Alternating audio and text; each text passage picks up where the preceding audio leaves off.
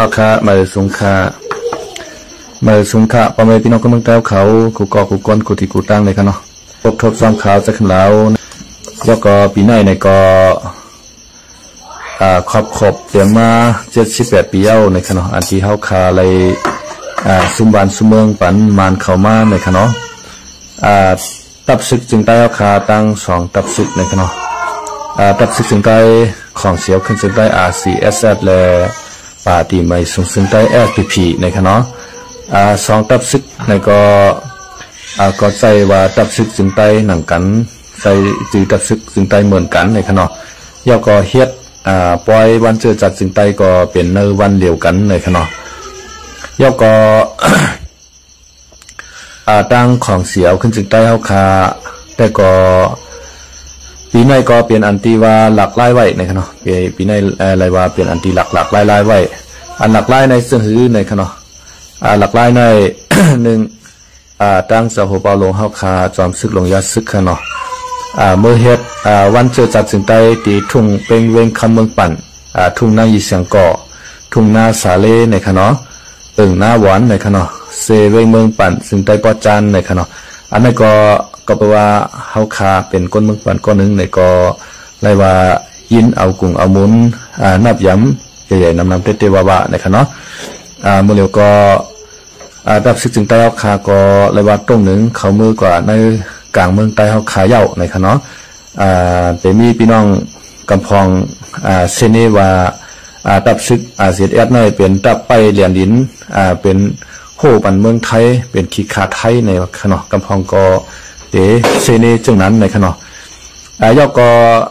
ก้อยกาอันที่ดับซึกจึงใต้เฮาคามาอยู่เหรียญดินใต้ไทยในก็มันก็เป็นรองหลีตอนตาตับศึกจึงใต้เฮาคาเตวะในขณะก็แปลว่าเมืองใต้เลยเมืองไทยเฮาคาก็เป็นพี่น้องกันขณะเฮาคาก็ไปอาโกกันปึงอิงกันขณะงามก็ปึงกวยก็ปึงงามในขณะเหมือนเจ้าหน้าพี่น้องไทยในก็เป็นก็ปึงอิงเฮาขณะตอนตาว่ากูว่าเพเขียนต่างที่ต่างๆเข้ามาเมืองไทยในตอนตาเตเข้าหัดเมืองไทยนั้นมันต้องผ่านตับศึกจึงใต้เฮาคากว่านั้นขณะนะกำในตับศึกจึงใต้เฮาคาในก็สำเร็จปึงอิงพี่น้องไทยเขาเหมือนกันในขณะลองกูสำเชียนเปิงเขาเนาะกูเสื้อกูลองเฮาขาก็เลยปึงเองพี่น้องไทยเหมือนกันในขณะอันปึงเองพี่น้องไทยในแอมก้อมกาตับศึกจึงใต้เฮาขาตับเดียวในขณะเหมือนเจ้าหนึ่งว่าตับศึกว่าคณะว่าก็ยังปึงเลยปึงเองไทยแทนกว่าคณะ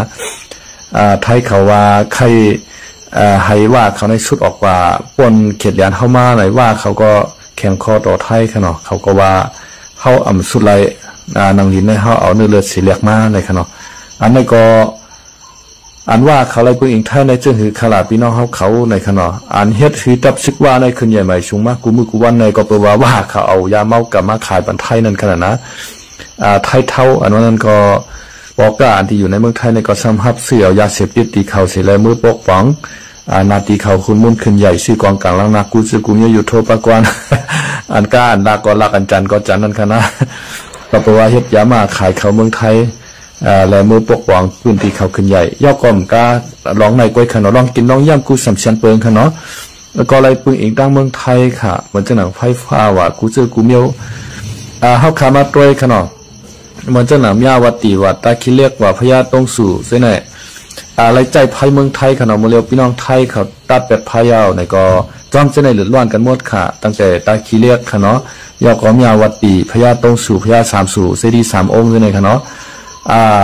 ตัดเป็ดแกงคอเชนเตอร์เสตาเนี่ยก็ซ้ำหนาป้าคนหวานคนเมืองนั่นขนาดพี่น้องเขามันเป็นจังไหนกูซ้ำชั้นเปิงในก็มาก้อมกาซึกไตเฮาขากวนไตก้อยขนาดอันไรปืนพี่น้องไทยในขณะอันคนก็อันมาหล่าว่าสู้เป็นขี้คาไทยอันว่าจังนั้นขณะเขาก็ย้ำมาเฮ็ดขี้คาไทยอันตั้งเฮากับขานะ เขาก็ย้ำมาเฮ็ดขี้คาไทยย้ำมากินข้าวไทยย้ำมากินขี้ใส่เนื้อแผ่นดินเมืองไทยตั้งเฮาขากว่านค่ะอันเจออันว่าสูในกะอยู่เมืองไทยเป็นขี้คาไทยตับซึกRCSSได้เป็นขี้คาไทยอันว่ากวนอันก่อนมาเซนีจังไหนก็เขาสามารถกินข้าวเมืองไทยอันตั้งเฮาแทงมาเป็นขี้คาไทยอันตั้งเฮาแทงกันคณะอันไรปีเมืองไทยเนี่ยความกะว่าตับซึกจึงใต้เฮาหลายคนเมืองใต้เฮาก้อยขนาดเหมือนจังนั้นตับซึกย่างเขียนอยู่เขาตีเกปีเอว่าชอบคิดตัวขนาดแกงคอเซนเตอร์ว่ากูตีกูตั้งในก็เลยปืนอิงไทยทั้งหมดทั้งเสียงขนาดตอนตาในนาตีเขา หุ่นมุนเลี้ยงขึ้นใหญ่ใหม่สูงหน่อยว่าเอาเมืองมันว่าขนาดมาจากหนังเมืองมานเมืองลาวกัมพูชาเวียดนามขนาดหลายจึงเมืองหน่อยห้ามไปเมืองสีโหเมืองกล้าบนขนาดมาเหตุการณ์ในเมืองไทยแทงก่อนขนาดนะได้ก็เลยมาปึงอีกเมืองไทยเก่าค้าในปล่อยว่าเป็นขี้ขาไทยได้ค่ะนะมันเป็นเจ้าไหนค่ะพี่น้องเขาค่ะเนาะมันรอดกลางกันลายมันหย่ากันลายนั่นขนาดนะด้วยการอันดักลายของเจียมมานเจียมไต้เจียมมอนกูเจ้าคือค่ะหลังไหลเข้ามาเมืองไทยเขาเนาะว่าปะโอปะลองค่ะเนาะว่าไต้ว่าขางช่างยางไต้ในใครว่ากำนำมาหาเงินเล่งต้องอยู่ในเมืองไทยในเก่าค้านะขนาดค้างเนี่ยเมืองเขาไกลก็สิงก็วยขนาดตั้งมาเมืองไทยของเก่าขนาดนะมันเป็นจังไหนยอกก็ไม่ในอันตีหลักลายปีในขนาดเจ้าโหเปาลงเจ้ายัดซึกเขาคาจอมซึกลงยัดซึกขนาดเมื่อเฮ็ดปล่อยวันเจอตัดถึงใต้ตีเมืองปั่นในก็เป็นอันคึกคักเตวาวาขนาดยอกข้อที่สองมาขนาด ข้อที่สองในเฮ็ดตีหมายต้องขนาดลักเสาหินNCA ในขณะ NCA นี่มันเป็นการปัดตัวย่อของภาษาอังกฤษขณะพอมาเปลี่ยนขึ้นภาษากวนไปเขาก็บอกว่ากึดตึกปัดปุ่นสิเมืองในเขานะในเมืองเขาคาหนังคือป้อเตรียมมีปังตึกซึกซื้อกันนั่นโหลไล่กึดตึกกันยาวนะ NCA คำฟังคำว่า NCA ในมันอ่ำลีในเขานะอันอ่ำลีในมันมีกะไรค่ะ NCA ลีในคณะข้าใครคือก้อนนั้นมาซับเลี้ยงปันคาดีนาคณะเพราะเขาขามาวนตัวลึกๆใน NCA เนี่ยมันลีค่ะในการ NCA หน้าในเขาคาแต่ละหันค่ะเนาะตุ้งสอมผิวเสาหัวเปาลงจะยัดซื้อเขาคาอะไรปักไว้มีเปลี่ยน8 อันเขาอยู่เนาะ ในสอมผิวอันที่ลงลายมือ NCA นั่นค่ะเนาะบอกว่าก้น8ซึ่งเมืองในมาเข้าโฮมค่ะเหมือนเจ้าหนังว่า1สัตว์ซึ่งลุงผ้าอยู่เอียนก็มาค่ะเนาะ2ยุโรปก็เข้ามาค่ะเนาะ3เมืองเขก็เข้ามาค่ะเนาะ4เมืองอินเดียก็เข้ามา5เมืองไทยก็เข้ามา6เมืองแก่ป่านก็เข้ามาค่ะเนาะยก็7เมืองมานค่ะเนาะยก็เมืองอย่างทางค่ะเนาะค่ะก็ต้องค่ะเนาะมี7เมืองคือกลมฮู้ค่ะเนาะจำเป็นในก็ปลาไว้ค่ะเนาะเมืองไทยค่ะเนาะ8เมืองไทยค่ะเนาะ1เมืองจัดจึงลุงผ้าอยู่แอนค่ะเนาะ2เมืองยุโรปค่ะเนาะอุโรปาอันมันเขาวางค่ะนะ33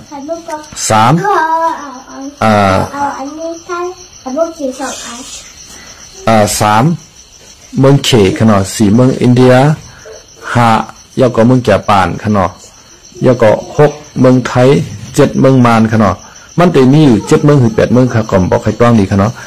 มันบอกว่าซักเสหลักฐานอันที่มาเฮ็ดลงลายมือ NCA ในมันก่อมกาเมืองมานกวยใส่ว่าตกลงกันมาในตั้งใต้กันนานกวยค่ะเนาะก้น8จึงเมืองในเปิ้นก็ผู้หันจอมนั่นขนาดนะอันไหนเฮาคาก็ถูกลืมก้อยกามานเฮาในใครลืมมานเฮาใครย่าคือมันรู้แล้วค่ะนะ NCA ในที่เลยว่ามาในมันใครย่าคือมันรู้แล้วล่ะในมาในโทษซึกเขากว่าในปืนตีเจ้าเคอกำโทษซึกเขากว่าในปืนตีเขียนอยู่อาเซียนเอียดว่ากำโทษซึกเขากว่าในปืนตีปะโอ้ในซ่านเขาลงลายมือ NCA ฉะนั้นมาในพอกเช็ดจ่าอันตั้งเปิ้นกลางว่ายี่เปิ้นกะลักยี่เปิ้นดังคือ NCA เตลูเตเลียวเตกวายค่ะนะย่อก่อนหนังคือ NCA ในป้อเตสมบูรณ์แบบในคำว่ากำไทยเป็นสมบูรณ์แบบก็เต็มโทนนั่นขนาดเนาะป้อเป็นเขาก็คือมันเป็นเขาลิฟนั่นขนาดนะอย่าไปคือมันเป็นเขามากนั่นขนาดเตเอาลองตั้งอันที่เป็นเขามากในเห็นแล้วเตเฮ็ดคือลองตั้งสู่ยุงในเกิดขึ้นมาแทงในเจ้าหือคาราใน NCA ในขณะกำไรมาลงลายมือ NCA กันกูหมู่กูจุ่มในเมืองเฮาในจุ่มยิบกองกลางเจ้าเครือในมีเป็นหลายจุ่มขาในมีเป็น21จุ่มในหูคันนะกำไรอันปันลงลายมือ NCA ในมีอยู่17จุ่มนะทางวันไหนค่ะเนาะก็คือก็หูค่ะเนาะยกก็ก้อยกะอันหูแน่ๆในอันปันลงลายมือ NCA ในมี3จุ่มค่ะเนาะ3จุ่มนั้น1ยักแข่ง AA ค่ะเนาะ2ค้าง3ตาอ้างเทียน LA ค่ะเนาะค้างนั่นป้าคือเนาะ1ยักแข่ง AA ค่ะเนาะ2ปรองเทียน LA 3กูกลางค่ะในการเขา3ซุ่มในซ้ำปันลงลายมือ NCA นะครับว่านะหนังคือมันปกติมีข้ออ้างนั่นขณะมันเขาเฮ็ดปันในขณะก็แปลว่าใน3จุ่มในซ้ำป้ากับใน7จุ่มปอดห้อง FPNCG 7จุ่มอันว่านั้นค่ะนะใน FPNCG 7จุ่มนะครับไผเป็นเงามันล่ะใน1ว่าอยู่ WSA ค่ะเนาะ2เมืองลา3 LPP วันให้4ค้างค่ะเนาะ5กูกลาง6ปรอง7ยักแข่ง AA ค่ะเนาะมีเขา7จุ่มในการ7จุ่มในตา4จุ่มในซ้ำปันลงลายมือ NCA ในคำว่านะ ตา3จุ่มซ้ำอ่ำปันลงลายมือ NGA เนี่ยกำไรเพราะว่าอ่ำปันลง3จุ่มอ่ำปันลง4จุ่มก้อยเนี่ยในเขา7จุ่มเนี่ยตั้งแต่โหนาลงมันเนาะว่าพอสู่อ่ำปันเขา3จุ่มในลงเขาก็เตรียมลงลายมือ NGA เขาก็เตรียมลงในเขานะย่อก็อันนั้นคือมันพอเตรียมมีข้อแม่นั่นน่ะเพราะว่าเขาตั้ง7จุ่มในอ่ำลงยาวในก็กำไรซ้ำมีอัน10จุ่มนั้นขนาด10จุ่มอันลงลายมือ NGA ในขณะมันมี10จุ่มก็เหมือนจะนั่นซุ่มเสาหัวเปาลงจะซึกขนาดเสียดเหเขียนอยู่เหยาวก็เขียนตีแอบเขาอยู่เนาะย่างแรงเขาก็ได้ขนาดยาวก็ตีเกปีเอเขายาวก็ปะโอคนตัวเล่งเขาจะได้ขนาดยาวก็เอลทียูล่าหูเขาจะได้ซุ่มย่างเตียนแอบเขาจะได้ขนาดยาวก็เสียนแอบขนาดยาวก็ทำตั้งABSTF ในซุ่มมานเขาจะได้ขนาดยาวก็ซุ่มมอนขนาดมีเขา10จุ่มนั่นขนาดอันที่ลงลายมือ NGA ในขนาดอันที่อ่ำลงมี7จุ่มนะอันอ่ำลง7จุ่มยาวก็อันลง30จุ่มในทั้งหมดมันก็จะมีอยู่17จุ่มเขาอยู่เนาะมันเป็นจังไหนย้อนเปิ้นนั้นให้แลใน7จุ่มปอดหอมก็อ่ำลง NCA ป้อมลงในก็บอกว่ายี่กันก้อยกับว่าเขาซ้ำยิบกรรมเอาที่ว่าเขายิงชั้นเย่เมื่อเห็นเกาปากไป19นั่นเป็นหลักเป็นโตมันขนาดเนาะเฮาในห้อมตับลงลายมือ NCA เย้าเฮาเอายิงชั้นเย่กันนั่งมานมาจะมือเห็นเกาปากไป19เย้าในตั้งแต่นั้นมาต่อถึงวันเมื่อในห้อมตอนตึกกันเสียพวกไรซ้ำตึกกันเต้งเก่าคานะก็แปลว่าในก็ไรน้ำยัดน้ำต้นฟันดีเนื้อมันน้ำเต้นน้ำวาขนาดเฮ้ยไรน้ำยัดน้ำต้นฟันดีละในอันเขาลงยิงชั้นเย่กันในขนาดมาในมัดตึกขุน3 เป้เพราะตึกขุน3 เป้เอาในกะห้องว่ามาจอยเขาเพราะสู่ไรวัดจานในนาตีขุน3ในเฮาได้ยกบันสู้ในว่าในมัดตึกเต้ขนาดนะมาขามตายดังมันก็ในขุน3ในก็ย้อนไปว่าการว่าให้เลยฆ่าเครื่องกองหลักนักก่อมใจขนาดย้อนไปภายในมันแตกเลยตั้งกำผาเราหิบเงี้ยมันเจ้าเห็นอะไรมันเจ้าว่างเครื่องกับมันก็ขนาดนะมันเป็นจังไหนก้อยเพราะว่ามันจะว่างเครื่องกับมันมาเนาะไหนว่าในก็โทษซึกลงมาเต็มตีได้เต็มโทนั่นขนาดก็เพราะว่าคุณสารในเอ็นแห้ง30,000 ปลายในกวนปั้งรูเดียวกว่าภายในเรือนเร็วขนาดนะก็มาตับซึกจึงใต้เอาคาเหมือนเรื่องของเสียขึ้นจึงใต้ก็ไปไล่ตั้งตัวไล่ไปก็สร้างได้สร้างตัวไล่ขึ้นมาไปมีเอ็นแห้งเฮ่ขามไล่เอ็นแห้งพี่น้องว่าอยู่ WSA เขานั่นขนาดเหมือนเจ้าหน้า SPP ปาร์ตี้ใหม่สูงจึงใต้นั่นแต่ก็ยันจอมเกินกวนเป็นรุ่มๆไม่ขนาดนะเอาเป็นว่ารุ่มๆขนาดมันจังหิวมาเก็ดเคกังบนเมืองใต้เอาคาสังเสเจเชเมียวเผื่อมันหู้ตัวปอดตกลื่นเอาขนาดขีดใจไหวหลังกวางใจตกลื่นเอาค่ะFPPเฮาค่ะเนาะเผื่อเจ้ากับหู้ตัวปอดตกลื่นเป็นเหมดขนาดเนาะมันเป็นจังไหนอันลงลายมือ NGA ในคาวันวาแต่มันดีค่ะนะอันที่วานเมืองสุกยงอ่อนเก้าอยู่วันเมื่อในย้อนไปว่ามาในมันฉิกเปียดลิโคมา NGA มันยาลู่เหลียวเปียดนั่นขนาดนะเมื่อเจ้าหนังอันสุกยงอ่อนเก้ามาเข้าตั้ง78 ปีต่อถึงวันเมื่อในย้อนไปสั่งเลยมันสุกยงงานในเพราะเขาขามาหาเงาหงาสาตีมันค่ะนะย้อนไปว่ามานเข่าเฮ็ดซ้อมขอตกลงมานเข่าพิษขอตกลงอันตีลงลายมือลิโคมายปังลงกันนั่นในการลงลายมือลิโคมายปังลงกันนั่นในปล่อยวันเจอจับจึงใต้เขาขานั่นค่ะนะกอบสั่งเลยเฮ็ดมาปล่อยวันเจอจับจึงใต้ขาลาในก็แปลว่าเสาพาเขากูเมือง33เจ้าในก็แปลว่าอยู่ใต้พองงำอังกฤษมาปียาวเข้าหึงเข้าตั้ง60 ปีกันเนาะสภาพใต้เขาขาอะไรอยู่ผ่านใต้พองงำอังกฤษมาเขาก็เลยสอนเลยเฮียนดิอังกฤษเหี่ยวก็เลยกว่าเฮียนแทงนอกเมืองกว่าเรียบเฮียนการวานการเมืองเรื่องกฎหมายกูซื้อกูเมียวยาวเขาฮู้ว่าวันเมืองในป้อกลุ่มเฮ็ดไผเฮ็ดมันเฮ็ดไหนมันขึ้นใหญ่ใหม่สูงในขนาดเฮาในโหลไลเอาเมืองใต้33เจ้าพาเฮาในโหลไลมาโฮมเป็นเมืองเหลียวลูกเหลียวโหลไลเป็นเมืองใต้ลูกเหลียวในขนาดเขาเตะก้อยๆลดกว่านะครับว่าเฮาขาถ่อมตัวในปืนนั่นค่ะนะใน12เจ้านั่นจะได้ปั่นปุดกันยิบเมืองใต้กว่าให้ไหนค่ะเนาะเขามาเฮ็ดปางกลุ่มกันเมืองนางพานอนเพเมืองปอนเฮาในโหลไลเปลี่ยนเมืองใต้ลูกเหลียวยาวในว่าเจ้าพาวเขาอุบกันนะก้อยกำมือเหลือในเป็นข้าวยามจับปนาเผาขับตัวนางพานอนเพเมืองปอนแล้วมันไปป้อทางไรอุบกันดีๆเนี่ยป้อนั่นก็ป้อถึงมาเรือนเพฟารีวันที่30เฮงเก้าปาก46นั่นเนี่ยเฮาเตยไรกว่าอุบกลุ่มกันที่เมืองกึ่งในว่าเขาก็เฮ็ดปางกลุ่มกันที่เมืองกึ่งเขาเนาะกำในเขาก็ตอนตาเตคือเปลี่ยนมาเมืองใต้ลูกเหลียวนั่นขยับกำในเจ้าผ้าก็7เจ้าผ้า7เจ้าอะไรคนเมือง7ก็เขาอุบกันนั่นค่ะเนาะกำเดินชุดมาในมาอุบกลุ่มกันไรแทงเมื่อเฮงเก้าผัก47ค่ะเนาะกว่านเตลงลายมือลิของหมายบางลงนั้นเมื่อวันที่7นั่นค่ะเนาะเมื่อวันที่7นั่นเลย อันเฮาอุกุมกันนะสภาเมืองใต้ขณะตั้งหลวนหนุ่มคนเมืองใต้ยาปลาวันนั้นคณะคนเมืองใต้7ก็เลยเจ้าพา7เจ้าขณะอุกุมกันอะไรใจกันตาเตเฮ็ดเป็นเมืองใต้ลูกเหลียวในขอดฟอดมาของฉีเจ้าผ้าอันวันนั้นคณะมันบอกว่าเมืองใต้เฮาคา33เมืองนั้นมาโฮมตุ่มเป็นเมืองใต้อันเดียวเมืองโฮมตุ่มเมืองใต้ในเฟฟารีวันที่7อันที่ตับซึกถึงใต้เฮาคาตั้ง2ตับซึกเฮ็ดขึ้นมาเมื่อว่าเมื่อซื้อในคณะเมื่อวันที่7วันมาในข่าวต่างมีกว่า78ปีป้าปีในค่ะเนาะจำได้เผยถึงมาวันที่12ค่ะเนาะจอมซึกอ่องซ่านในก็ขึ้นมาลูกตีเมืองมานขึ้นมาค่ะวะลูกตียานกรุงขึ้นมาเพียวตองกี้ค่ะเนาะแล้วก็มาถึงตีปางหลงมาอุกรมกันตาเตลงลายมือลีคมไม้ปางหลงในค่ะเนาะจำได้เจ้าพาดใต้ว่ากำพองก็ไข่โฮมตั้งมานกำพองก็ซ้ำไข่โฮมในปวดช่องซ่านว่าเมืองใต้จำไปเคยไล่โฮมกันสู่เพราะไข่แตกออกกันเย้าในปวดช่องซ่านในใจลำนะครับว่าอย่ามือแต่ตั้งจันในเจ้าผ้าเจ้าจามทุนก็ว่าอย่าไปเตมือในห้ามอ่านหนาเกรงใจเพื่อนนั่นขนาดนะก็แปลว่าเป็นเจ้าเฮือนเป็นผู้สัตว์ปางป้อยในแหละใครคือเปิ้นนี่ลอง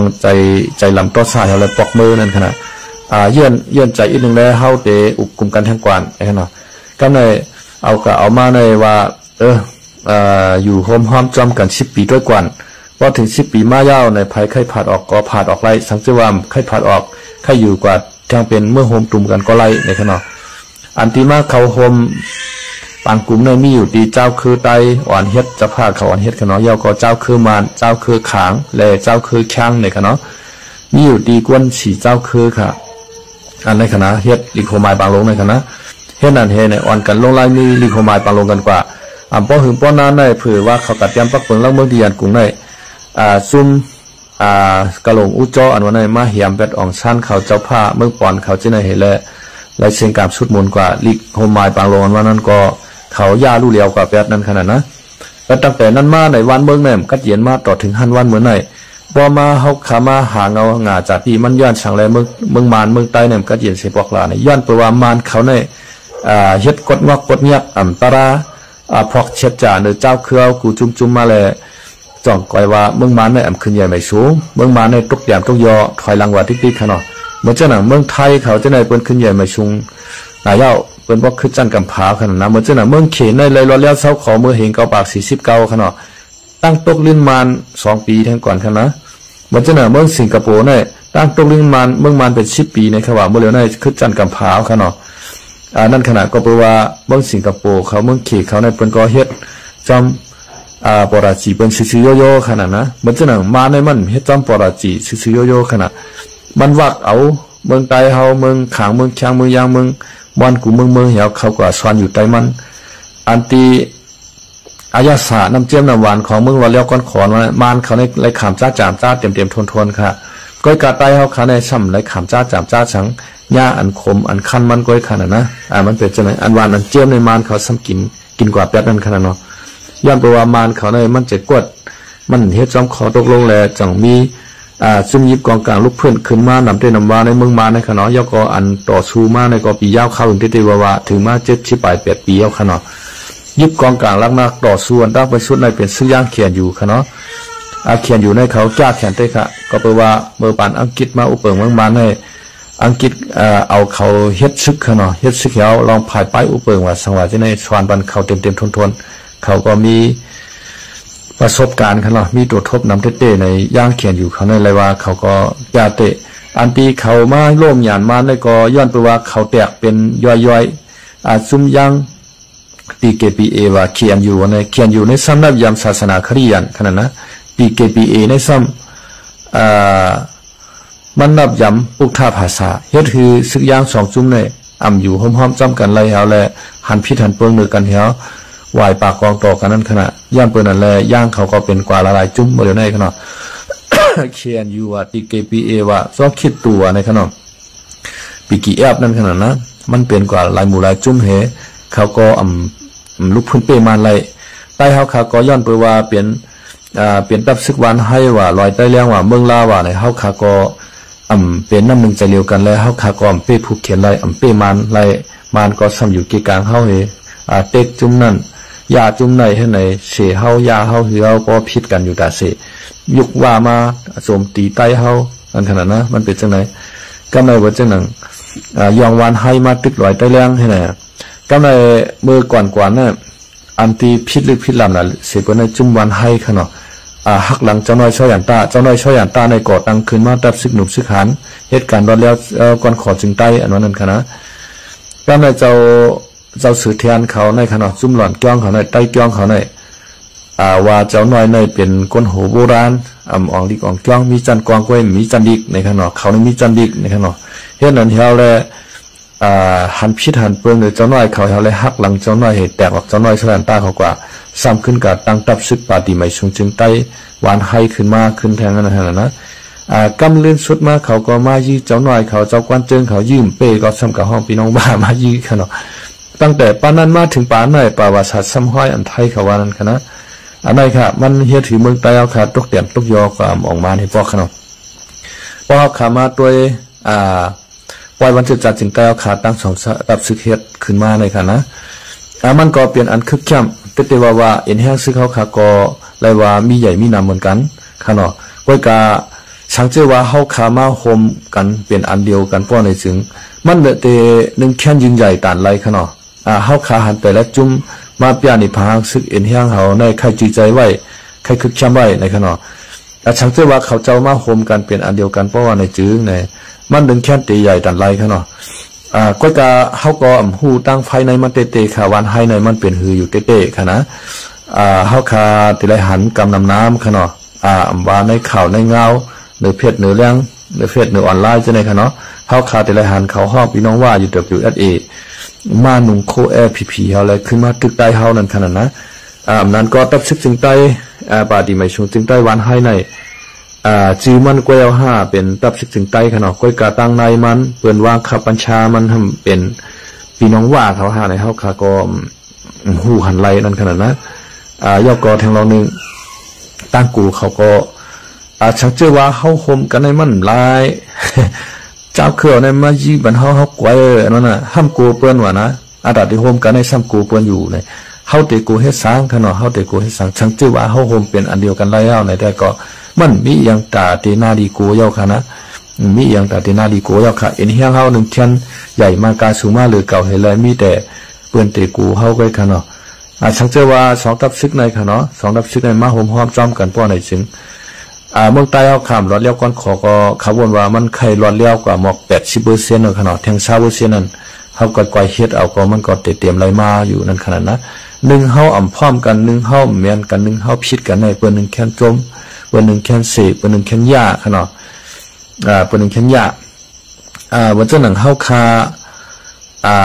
าเตยาเฮือนหนึ่งหลังเนี่ยเขาคาเตเลยยาเอากำอิดกำออด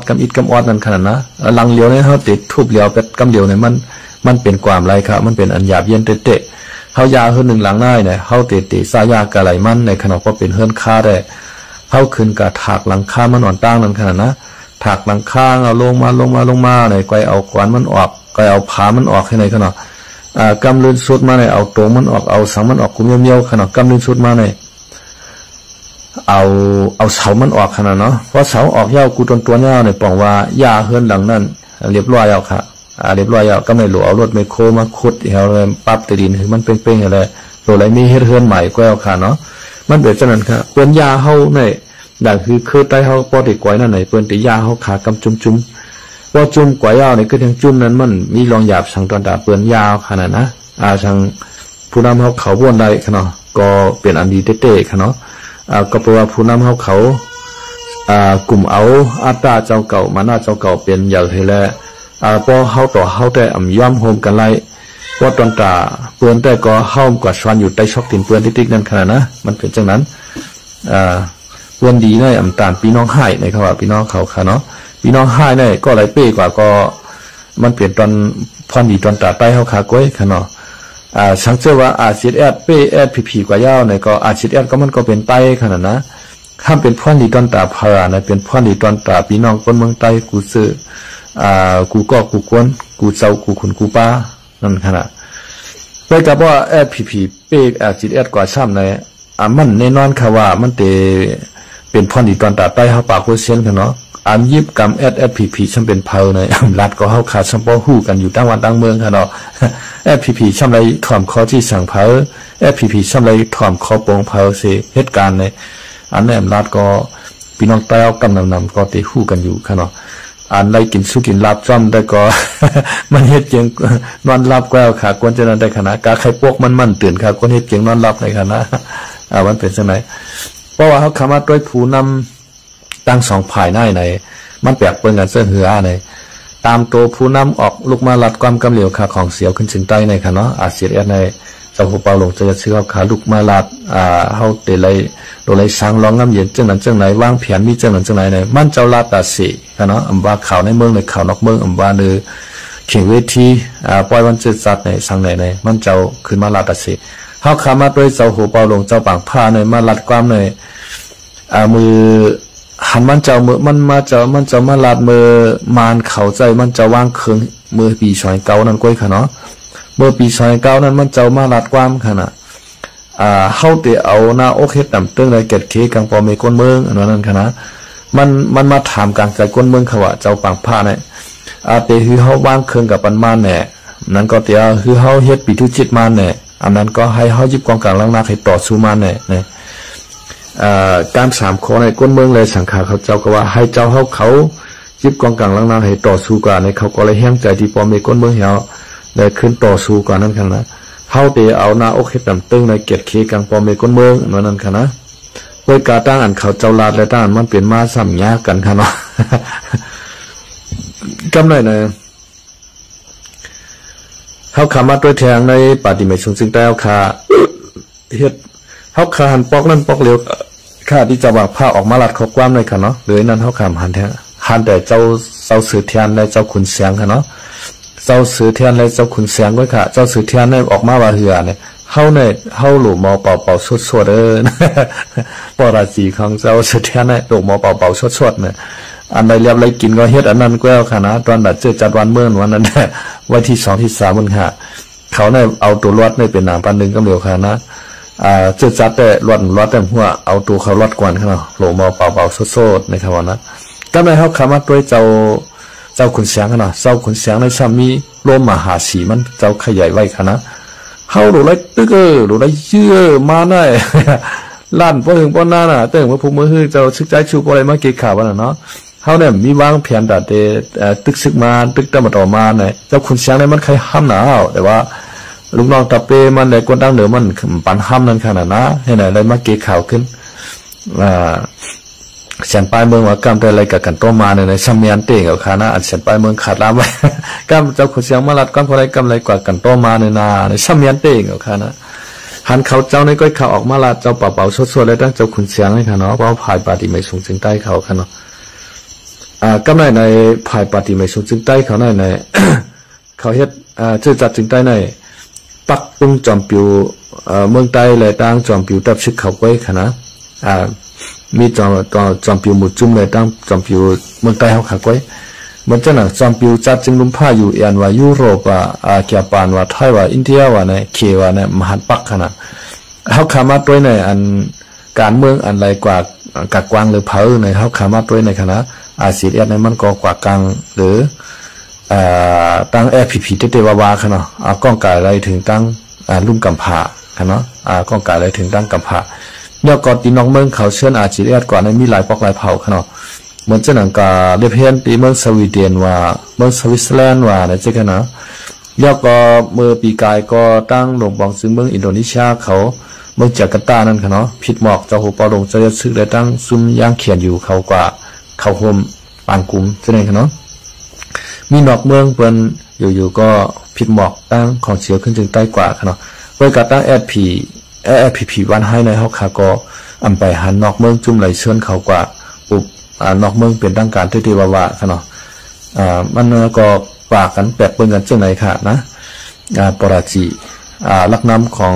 สองทับซึกค่ะเนาะเฮาค่ะได้ก็คือ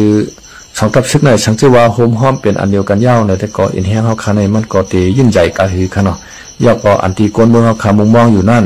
ใครหันสองทับซึกเฮาค่ะโฮมกันเฮแลเก็ดเคกังก้นเมืองเสือจัดวันเมืองเฮาเลยตั้งเอาเมืองแต่ค่ะเราเรียกก้นขอนั่นกันแล้วนะ เขาขามาตัวในเลี้ยงสายฟ้าขนาด